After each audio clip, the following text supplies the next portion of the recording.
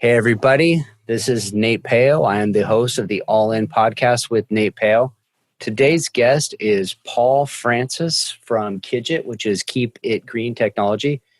Paul is a young entrepreneur in the space of clean tech energy, and I met Paul through a friend of mine named Taj Aldridge. At the time, he was with the UC Riverside Excite Incubator, but now he's at the Los Angeles Clean Tech Incubator.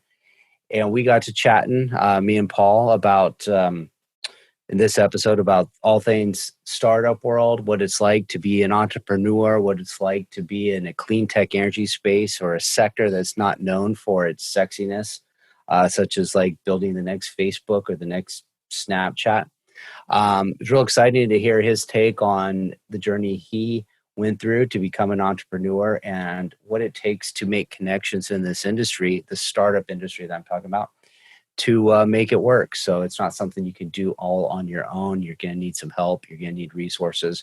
And you have to get out from behind the desk or out of the garage and really get out there and meet people if you want to push your idea to the forefront and gain traction and become a successful business. So I'm going to leave you with that. I hope you enjoyed this podcast. I sure did.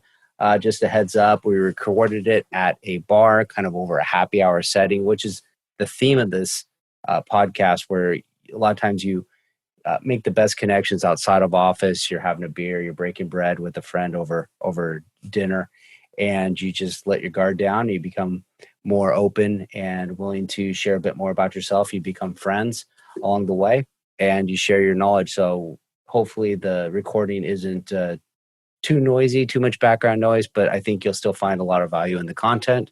And as always, at the end of the show, if you like what you heard, be sure to subscribe to the show, leave a review, leave a comment, let us know what you think, and connect with us on social media. All the information is always in the show notes, so you can get in touch with Paul as well. So with that, welcome to the show, Paul. Want to go far in business and in life? You can't do it alone. The secret is expanding your network of personal relationships, building friendships, connecting on an intimate level, away from the office, over a coffee or cocktail. Welcome to All In with Nate Pao, the show that asks what happens when you go all in and leverage the power of your network of personal relationships. Hey, Paul, thanks for coming on the show. So, to everybody listening here, I've known Paul for a few years now, and where I met Paul was I'm still working for the company, and we were building a project in Chino Hills, and part of the project involved installing an electrical vehicular charging station at our community as an amenity for some of the residents there. And it's something that at the time was kind of new to apartments, and it's not always there. So I posted on LinkedIn, like, hey, check out this thing we got going on in our community. And Paul DMs me or commented on me like, hey, what's up? I'm in the EV charging station world, and I live in Chino Hills, and I'm just down the street from your project. What's up? And so one of the things that like I had just started doing was I was trying to get plugged into the startup space and trying to get connected to people doing startup stuff and getting involved somehow. So at first I was like, oh my God, this guy is a LinkedIn messenger. He wants to come in and pitch product, and I don't have time for this bullshit. But I said, you know what? My attitude is different. I want to meet as many people as I can, especially if they're in this startup space, and just see where things go. So I said, hey, what's up? Let's come in and meet. So me and Paul, we met briefly. He did a little product pitch, went through his company, what they had to offer. And at the end of the meeting, we kind of started talking about like startup space. And I let him know like, hey, I'm kind of interested in, getting involved, helping people out, coaching, advice, that type of stuff. And these are the people I was plugged in with, which was Scott Brofsky from Excite, which is in Riverside. It's an incubator for UC Riverside. And then Taj Eldridge, who was running the UC, our Excite incubator, and then had moved on to Lacey, which is the Los Angeles Clean Tech Incubator. So we started talking about people we knew, and we knew a lot of the same people, and so we kind of kicked it off from there, and we said, hey, let's kind of keep in contact and see what's going on. And whether or not we do business, let's stay in touch with what things are going on. So that's a backstory of how I know Paul. But what I don't really know, and what I'd like to find out is, like, Paul, how did you decide I want to be an entrepreneur? I want to be a startup guy, and I want to go into clean energy.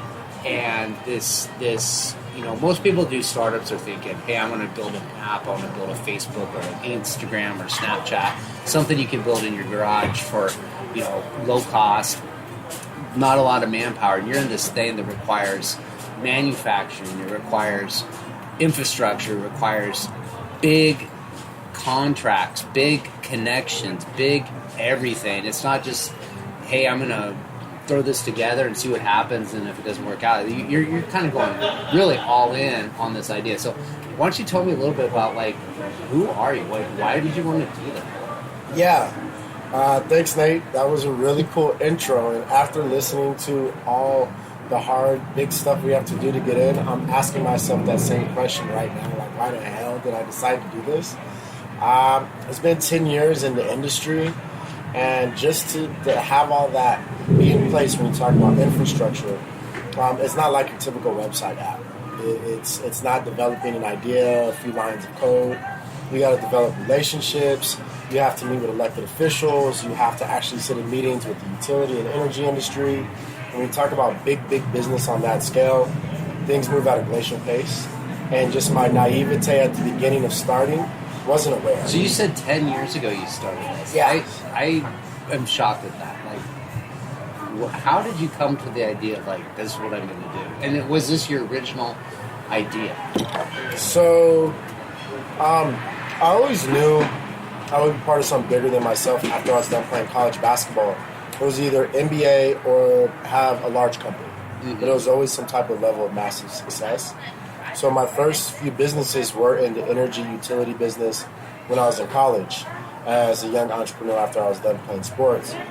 And then when I had my daughter, I had a transportation business with her grandmother. And we were taking people to and from programs that had disabilities. But gasoline back in 2009 and 2010 was like $5 a gallon. And so I started looking at, oh my goodness, it was right after the recession. It was crazy. And we have fleet trucks.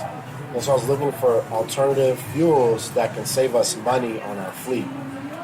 So initially I started looking at natural gas because that was big back then, 10 years ago. And my buddy, my daughter's godfather, said, you might want to look into electric. I told him, what the hell? No one's doing that. Like, I'm not wasting my time with electric transportation. You're nuts. But then I started doing research. And in 2009, I saw that this might be something. I made calls to companies who are in the Midwest who make shuttle buses to match with our current business. And they met with me, and I'm still here. Uh-huh. Yeah. So what was your first step to, like, going from I have a fleet of vehicles that I'm driving people around to, like, EV charging? Because in 2009, what was available for a car? Like you get a Volt maybe, or maybe a Prius, and those were like you plugged into your outlet at the thing. Was Tesla even around, or was it just kind of coming up? So it's a long history. Tesla was around. They had made their Tesla Roadster, where they took the Lotus and converted it into a sports EV back then. Right. That was their launch into the industry. Then I remember we were working with a company called AC Propulsion. Thank you. Absolutely. And AC Propulsion, I got to show them love because they are the godfathers of our entire industry. Shout out to Tom Gage, Wally, Russ Binder over there for bringing me into the space back in the day when I was just a young guy hoping to be a part of something. So their drivetrain was the electric drivetrain they designed. They're out of San Dimas. Was the drivetrain that Nissan, who came out with the Leaf in 2009, Tesla, the founders, original founders of Tesla, not Elon, were the original founders of AC Propulsion. Okay, and Tesla ended up not Tesla, but Elon ended up buying the company, right? No, actually what happened was they were just engineers. You have a bunch of engineers doing really cool shit. Yeah. And that's what they do best. But Elon had just sold his stake in PayPal. He had cashed out. He's big money. And they wanted a CEO that had vision, and he wanted to do solar city. He wanted to be in clean tech. So the engineer said, let's bring on Elon. He's smart. He knows how to market. He knows how to promote. He can speak well. He has vision, and he has a fat wallet. So they brought him in to help launch the business mainstream and take the technology where engineers, they know how to build it, but they didn't know how to make it into a business. Mm-hmm. And that's what Elon did. And that happens a lot with startups. So then as you're progressing, you're moving, you're seeing a little bit of traction with some EV cars. Mm-hmm. But they're still pretty like new. Nobody's really like, hey, this is sexy, this is hot, I want to get into it. Solar was boring. EV was boring. You know, it's not like in 2008, 2009, it's like Facebook and then Instagram shortly after, and everything was like, who can create the next best app? And you're sitting here going, I want to do something. It's pretty, a testament to like your visionary skills to say like, hey, this is something that's going to happen. I want to get in at the ground floor, and I'm going to go put my efforts into something that, at the time was very nichey, very, not many people are paying any attention to it. Yeah, I was crazy. So where did it go? It was one, I say honestly, I had nothing else better to do with my life. Meaning that it's a joke, but at the same time, there's nothing else better than this industry to me, than this space. And so for the first time I saw an all-electric car that was not your Nissan Leaf. So little backup, back in 2009-10, we had met with Cal State Channel Islands because they wanted us to do an electric car share like Zipcar. Mm-hmm. And I happened to know the dean at Cal State Channel Islands. So I pitched them. We were resellers for ChargePoint chargers at the time. And then my relationship with AC Propulsion, they were making converted Scion XB, the boxes, into all-electric. Yeah. So I had this cool-ass all-electric XB. And when I saw them at a Starbucks one day, I thought it was a Chinese manufacturer. And I was like, man, I'm in the space now. I'm trying to figure out where you guys from. And the guy goes, we're just on the other side of the freeway in San Dimas. Mm-hmm. And so being the entrepreneur, I go, well, I have connections with universities. I only need one dean. Yeah. And I said, I might be able to help sell this and pitch this. So I went the next week. And the thing that sold me on this is my way, this is going to be my path, was that they told me the electric car can actually power buildings. The battery can provide power back to the grid. And that's when I knew that's going to be the future, not just of transportation, of fueling, but of energy for the world. And once I saw that, I was sold for life. Okay. Yeah. So is that when KIGT was... And what is KIGT? Like, tell us like what KIGT means. So KIGT is an acronym for Keep It Green Transit, Keep It Green Tech, Keep It Green Team. Initially, we were Keep It Green Transit. So from 2009 to 2012-13, we were doing pilot projects with cities and universities and the ports. So I believed in it so much, the money I was making on my small businesses in the transportation business, I would invest in pilot projects. Because back then, it was all novel, like you were saying. No one knew, this is niche. Who's this young guy coming to us about electric cars and he's not one of the major automotive OEMs? Who is he? So we would donate an electric car, the XB, donate the charge station, work with each city, and try to have them replace their fleet cars with gasoline cars. Now, at the time, this was right after the recession. And so I'm showing them all the savings. You don't have to pay for gasoline again. No more oil changes. Data. We were showing we could save them. We showed the city of West Covina. We would give them a surplus of $80,000 on their whole entire city budget after 2 years. Mm-hmm. And then back then, they were in a deficit because of the recession. So we were like, look at the data. But then they said the charging stations, Paul, you're going to ask us to pay $7,000 for a dumb plug that just plugs in something. Yeah. And then I said, yeah, you're right. That doesn't make too much sense. And so we had to pivot because we weren't getting customers. We were getting projects and pilots. And back then, I had a contract with Nissan to also sell the Nissan Leafs and fleet setups. Mm-hmm. So I had these things aligned, but we weren't selling. And so that's when we decided in 2013-14 to make the pivot to making our own charger that's more affordable, that did more stuff, that added value for the price point we were asking. Okay. So you probably have had some long nights, long weekends, I know from following your Facebook, or not your Facebook, your Instagram, your LinkedIn, you travel to a bazillion shows. You're always you're always at some seminars, some educational summit for, whether it's SoCal Edison or other charging electrical companies, cities, industries, and educating people on what renewable energy is, what clean tech is, and I guess, trickled down to specifically electrical vehicles and electrical vehicle charging. So how did you start getting a network of these people, and like how has that impacted what you've done with your life with the company, and like where you see yourself going? Yeah, Nate, like as you know, man, the networking is everything. It really is. It's everything. It changed the trajectory of our business completely. So from like 9 to 13, I was settled in on being the good small business person, an entrepreneur that's, here's our project, here's our product, it's good, it's better, savings, and I actually thought that would work by itself. And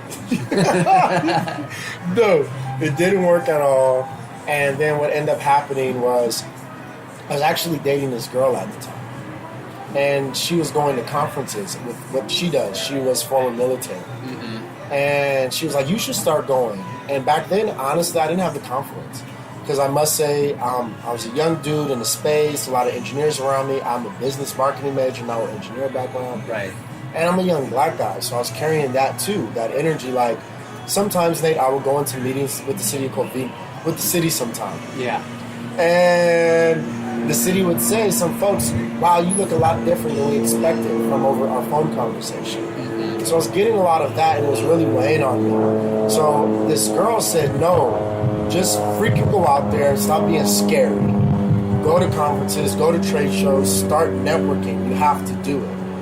And she made me question, like, am I who I say I am? Well, it's funny you say that, because I think everybody has this level of doubt, especially a startup business with no proven history. You don't have a big bank account.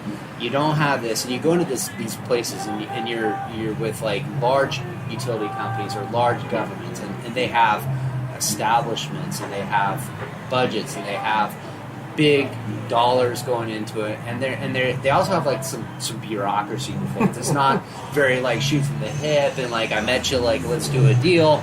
It's very like if you're not big, like they're not that likely to take a chance. They come back when you got something to show. Exactly. And you walk in and you see all these people in the room, and you go, well, I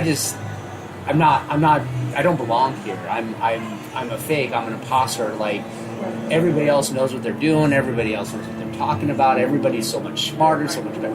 And I'm saying this because I've been in that place where you talk yourself out of it, and you go, I can't do this. Like I can't. But then the more you kind of start going, and props to your friend that said, hey, do this, and just keep going back, because you start realizing that at the end of the day, people are people, man. Yeah. And they have their own problems, they have their own self-doubts, they have their own other things going on.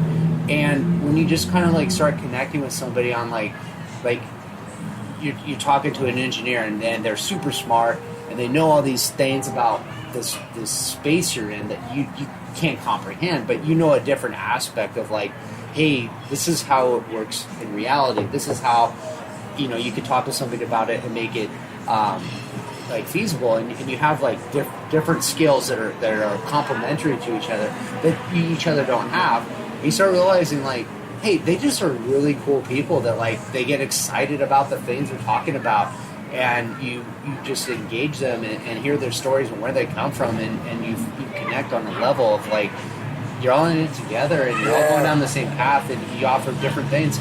And once you start having these relationships build, instead of it becoming this overwhelming, like dreadful thing to go into a networking event, you start seeing like, oh, I'm going to see some friends I haven't seen for a while, and I'm going to make some new connections. And somebody in here may be the right person that's going to connect me to the person who I need to get in front of. Or vice versa. You're going to connect somebody there to somebody that you don't realize how important your connection. Like you say, I know deans. Like not everybody knows deans of colleges, and that's a pretty cool thing to have. And somebody might need to get in front of those people. So sometimes everybody in general underestimates what they know, what their skills are, and how important that they actually, how much they bring to the table. We just talk ourselves out, especially in the startup world, because you're trying to be something new, and it's difficult. Oh, heck yeah. Like, all of that was everything that was going on, especially after you put your heart and soul into a project with the city. So that was a summarized version, but I had met the mayor of San Diego. They invited me down. We sent proposals and brochures, and so I'm thinking we're in, right? I'm in these meetings. I'm speaking in front of mayors, and I'm confident enough in myself to do that. But there's that whole other side where you're still doubting when you're up there. Like, do I really have value to give to these folks?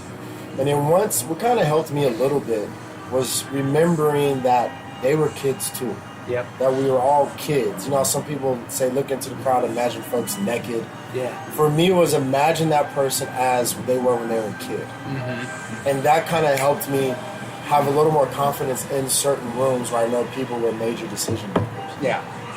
But what also helped tremendously was I had a good friend named Kyle Way, since 9 years old, played youth basketball against each other, and we ended up going to high school together. And I remember his team beat us when we were younger. And then I found out after high school, like our senior year, his family was very successful and owned a ton of McDonald's franchises. And then we kept in touch on MySpace. That's an old school. Those of you who can remember MySpace out there, we all had MySpace, and Tom was everybody's friend back then. Yeah. And that was when kind of the tech entrepreneur craze came in for us millennials, because we saw that Tom from MySpace sold that for $500 million, and we all couldn't believe it.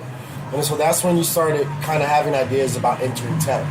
Then I saw my friend in 2010, and I told him I have this company, we're doing EVs and charging stations. He said, come meet me at my office. And it was at McDonald's. Yeah. And he was like, come pitch my family. And I pitched his family in 2010. And they also have an investment firm that the family is part of. The oldest brother, who's successful in his own right, very successful, literally fell asleep on my pitch. Like that. That snoring. That exciting, huh? Yeah, right. I was terrible, bombed it. I failed the pitch. But what they noticed was throughout those 3 years with the cities and the pilots, I had that hustle. And so when I decided to pivot to charging, after one city, I put my heart out with them. And we designed a solar project with charging. We took like almost a year and worked with them. They gave the project to someone they knew. That happens all the time. And that's when I learned I was playing the game wrong.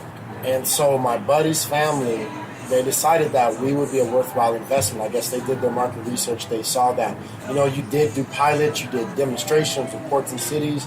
You showed that this isn't just some idea. It's a hustle. You believe in it. You work hard.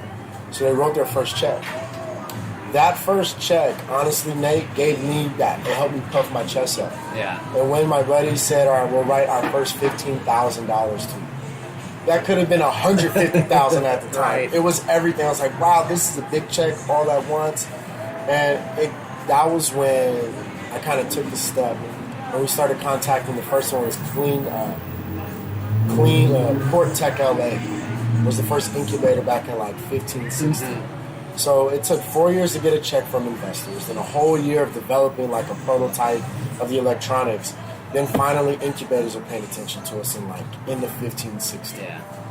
So incubators in startups, I'm going to do a little explanation, and it's going to be very, very high level. It's a lot more complex than this. So if you're in a startup world, and by startups, the difference between like a startup and a small business, I would say as a startup is you have this idea that you can't do so much on your own, and it's going to require some investment, some capital to expand. Where a small business might be something you might start on your own. You have a smaller amount of capital you need to raise, and it's something that can be scalable, but it usually starts off with this idea of like, I want to go in and create a business to serve a local market, where a startup is maybe thinking, hey, I have this idea and it's going to take a lot of resources to implement, like an EV charging, or like a Tesla, or like a what's new out there, but just something that's like, hey, for the business to be successful, you need a lot of scale and a lot of money and a lot of resources to implement it, and you just can't do it all alone. You can't do it with your savings unless you're Elon Musk. So that's kind of it. And so your stages are is you go from like an idea and you create a pitch of like what the idea is. And usually this idea morphs, it like yours did. It starts with like, I got this idea, and then you find out as you're investigating it that things work and some things don't, and it kind of maneuvers down this path, and it winds up to a spot where you start getting a little bit of viability, and you start getting some interest. Maybe it's customers, or maybe some investors, and where it is, first step is an angel investor, which is somebody that's defined legally as they make a certain amount of money or have a bunch of net worth, and they're allowed to invest in deals that aren't mainstream, like buying stocks and bonds. And so if they see like some interest in it and they say, okay, I'm going to invest in you, then they want to help you get connected to move to the next level, which is raising bigger money through venture capital. So there's things out there called incubators. And what an incubator is, it kind of is what it sounds like. It's an incubation of an idea or a project or a business. And they take your idea, and you're still doing your business, but they're giving you guidance, they're connecting you to resources, they're connecting you to advisors, they're connecting you to people in the industry. And so where I met you from was the Riverside UCR Excite, which was, I guess, is kind of like a generic.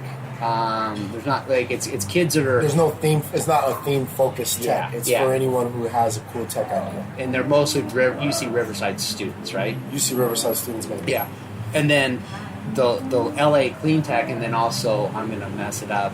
The one in San Diego. San Diego Clean Tech. San Diego Clean Tech. They're more specific to clean tech, and so I'm going to speak about Lacey because I probably know that one the best. Is there's Taj runs it, and then there's a bunch of other startup businesses in the clean tech. And the good thing about it is you're working in this space, and you're able to share knowledge, share ideas and stuff. So you might be an engineer on one team working on one company, but your ideas might translate, or you might look at somebody else doing something and go, hey, what did you think about this? So there's a lot of knowledge sharing.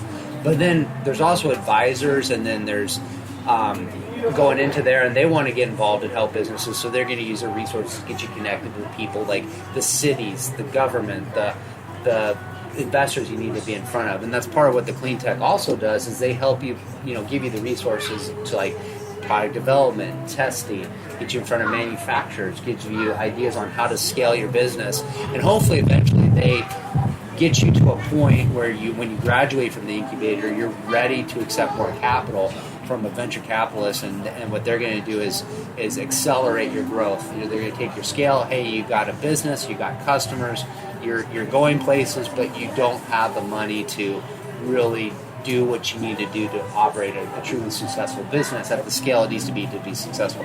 And then they plug you in. And of course, at any stage in this process, you could go down in flames, and that's probably more often than not.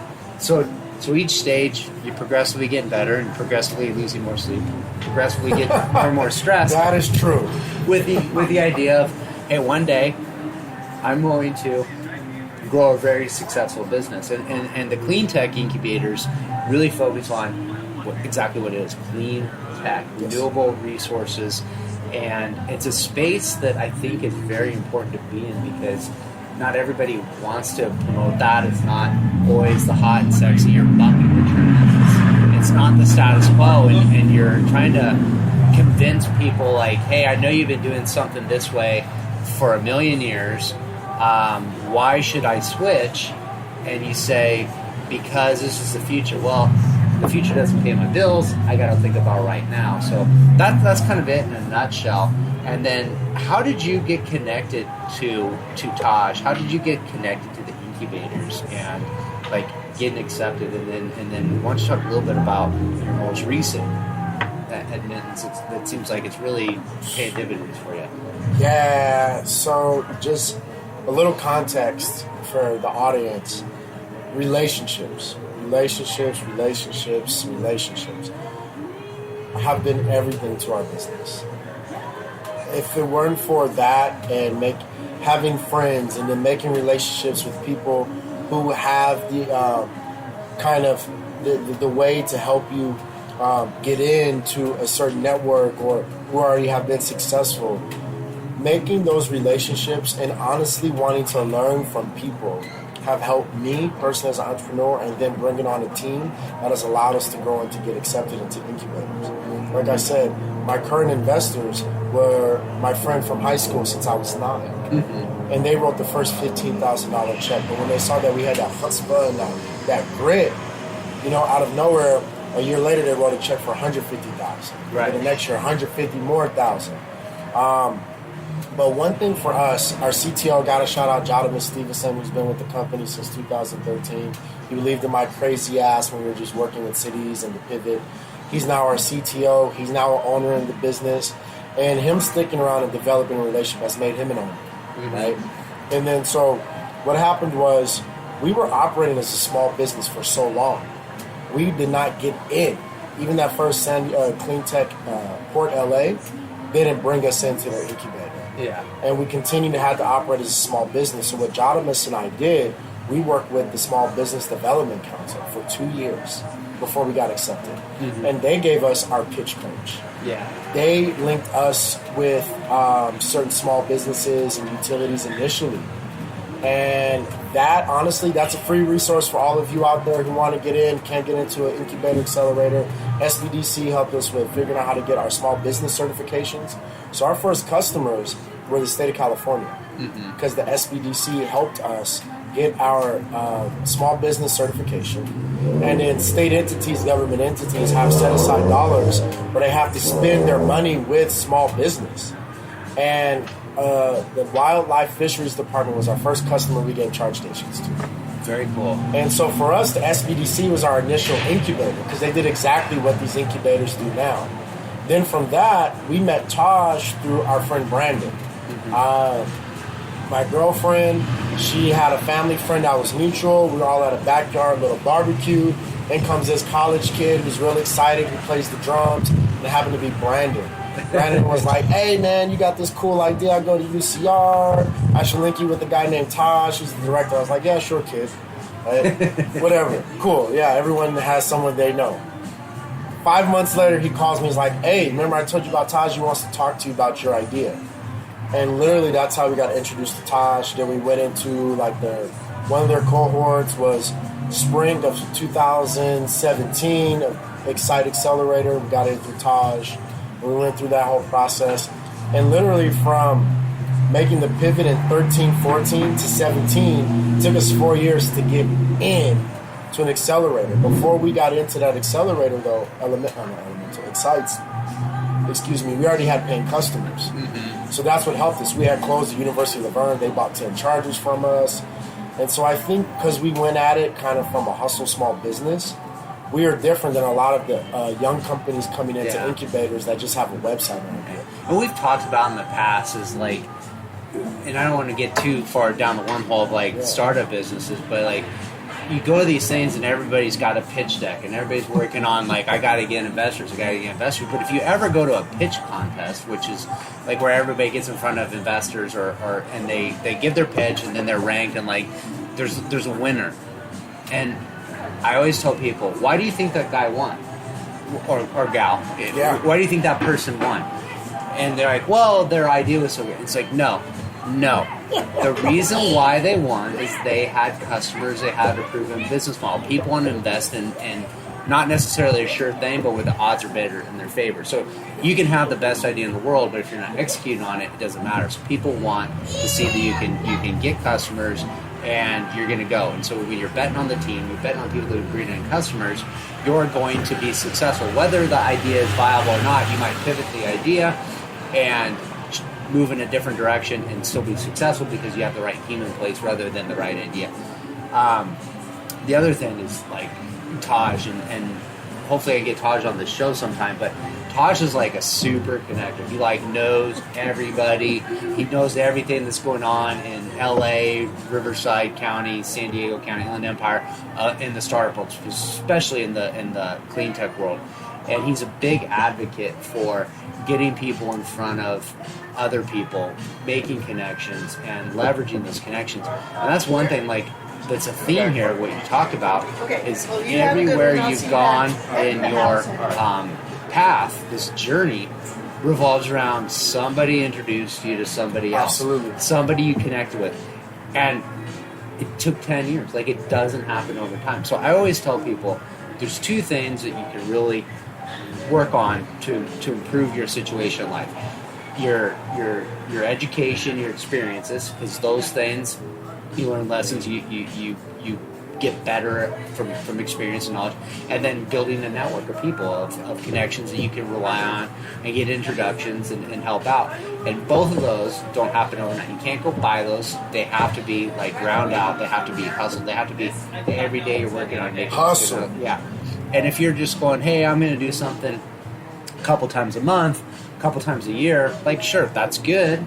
Everything's good, but it's going to take longer to develop, and you're going to have longer success. So if you're just sitting at home working on an idea, a business idea, you're not getting out there meeting people, you're going to, I think, struggle to find leverage. So, everything becomes everything, and meeting these people, and you never know who you're going to meet.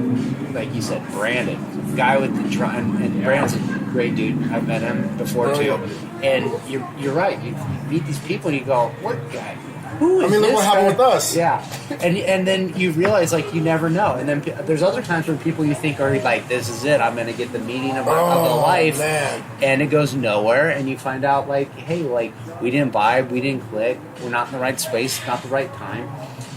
So it's like you never know. So yeah, I don't want to keep this rambling too long, but I think you've really painted a good picture of hard work is more than just working hard. It's meeting people. It's getting in front of as many people as you can, talking about your idea, being receptive to advice, and moving where it goes, and just being patient. I mean, 10 years is a long time to struggle it out. And I think if you're expecting overnight success, it's going to be few and far between. But oh yeah, you're fooling yourself. So some hard things I always say, because now we've been blessed with some success since 2017. And so I have the opportunity to be on panels and share my experiences, and I get asked the same questions often. So one thing I say, and I don't want to discourage anyone, but entrepreneurship ain't for everybody. No. It really isn't. I mean, honestly, I've never told you this, I don't tell too many people, but we're here to be authentic. There's been nights and weeks where I slept in my car throughout this journey. Yeah. And the journey can't be about the desired outcome of that big check or that VC. That has to be about, am I progressing? So one thing Jodimus and I like to do is a benchmark. Are we at the same place we were last year? Yeah. And if we're not, and if we're somewhere different, regardless of the revenues, but if we're in a drastically different place, and each year we've done that, then we keep moving. Yep. And it's not for everybody, because there's dark days. I mean, if you listen to Jodimus' story, he has dark days. I've had dark days. We've lost family members.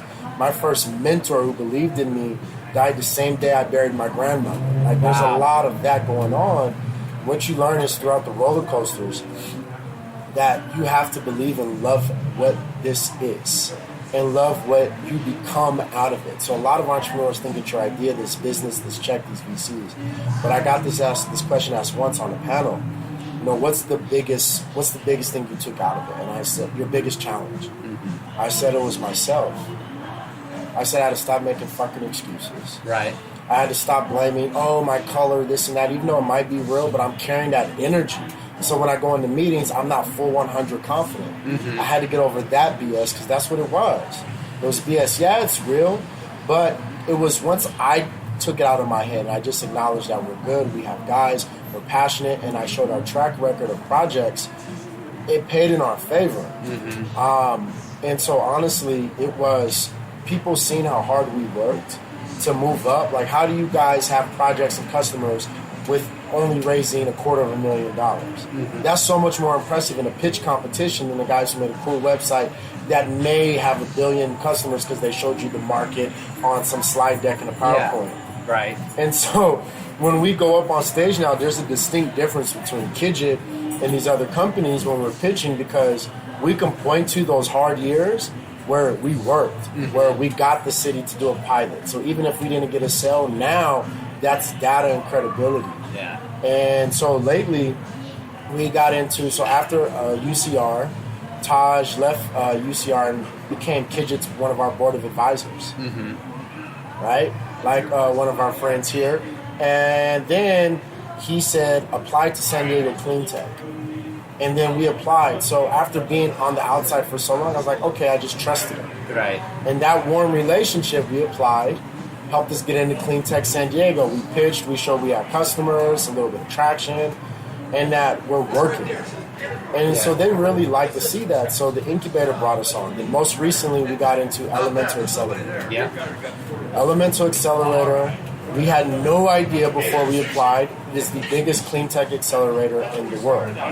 So you had 800 companies apply out of 64 countries, only 20 were selected. We happened to be one of them from Southern California. That's crazy. The only one in our region ever to get in. And there's so many companies that applied to get in there and they don't. And we know it was because of our warm relationships, because of the projects. Recently, SoCal Edison made us a charge-ready vendor.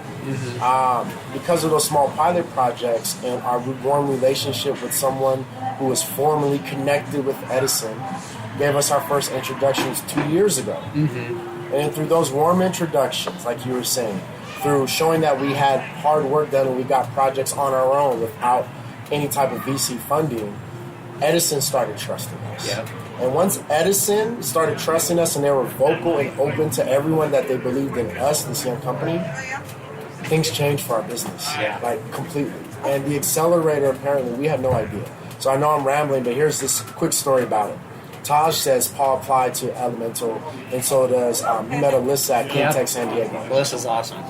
So she says apply, we apply, and I don't have any idea. I've never heard of them. I'm like, okay, advisors say do it. That's another thing. The coaching accelerators give you advisors, they give you coaches, they give you resources and insights and help you think of things in a way that you haven't. Yes. And that's the beauty more than like just saying they might help me meet an investor. Because even if an investor writes you a damn check on Friday, you have to figure out how to make sales on Monday. Yeah. And if you didn't know how to do that before you met the investor, you're going to have a hell of a hard time and with a lot more pressure to do that once they do finally come on. Yep. So they help you build that. And then they said apply, so we applied. 6-month interview process. Detailed applications, interview. And I remember not even telling my team, my investors at first, until we got to the 4th round. And that's when I was in China. Yeah. Taj is the reason why I got to China, because of his warm relationships. They wanted tech companies to go to China to talk. So I get to see the world now because of my relationship with my advisor, who's become my friend. He's part of the incubator scene. Yeah. And as you guys see as I'm going, it kind of all relates, and it's kind of like the snowball effect. We get into the accelerator because I'm using social media, like how Nate and I got introduced. We're making original content. We're posting everything we're doing. We get into incubator, we post on LinkedIn. If we have a customer, we post on LinkedIn so everyone in the industry can see it. It edifies us without being in their face. Yeah. We get into China literally because someone saw a LinkedIn post. Wow. And then so I go to China. Hey, stop telling everybody about the secret of LinkedIn. We don't want everybody Oh, man. You guys go to LinkedIn, follow us. Paul Francis, Nate P on LinkedIn. Our goal is literally to do stuff like this to encourage, inspire you guys so we can become influencers on it. But long story short, all these relationships, China, we got into Elemental, and now, like literally this week, we just came from San Francisco, and I had a chance to speak at Bloomberg Mobility Summit. That's awesome. Yeah. So, yeah, I'm gonna wrap it up here. Like clearly, it's about building relationships and putting in the effort, and the more effort you put into those, you're going to see fruits. No matter what, you can't, and that doesn't go away. If KIGT goes out of business or whatever happens, those relationships don't go away. They still happen, and you can still rely on them in the future. future. So that's what I'm going to leave you. Do you have any last piece of advice you want to share? One last piece of advice, one quote I always use. I tell everyone out here, no matter where their background is, there's a famous poet from Pomona. I like to quote.